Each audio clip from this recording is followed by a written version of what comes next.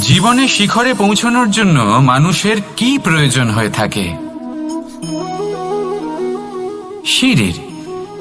কিন্তু তাও প্রত্যেক মানুষ, প্রত্যেক ব্যক্তি শিখরে পৌঁছতে পারেন না। এর কারণ কি? কারণ একটা হতে পারে যে মানুষ কল্পনা করতে থাকেন কিন্তু সিঁড়ি খুঁজে পান না। কিছু মানুষ খুঁজে নেন কিন্তু তা পেয়ে এতটাই প্রসন্ন হয়ে যান যে তারপর আর কোনো কর্মই করেন না। খুব সোজা ব্যাপার।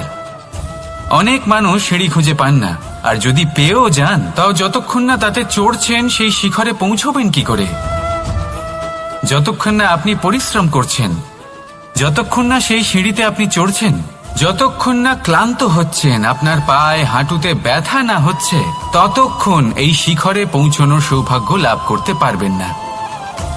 তাহলে কল্পনার সাথে কর্ম করুন, পরিকল্পনার সাথে পরিশ্রম করুন, সবকিছু পাবেন।